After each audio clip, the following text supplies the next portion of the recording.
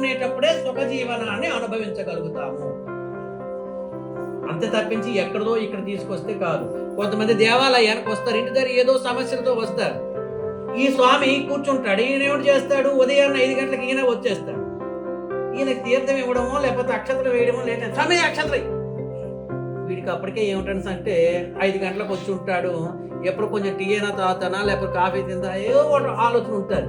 ఈ టైంలో ఈయన ఏమిటి చేస్తారు, ఆగుస్వామి అన్నాడు అనుకో, వీళ్ళిద్దరికి వారు అంటే ఏమిటి, ప్రశాంతతను లోపిస్తుంది.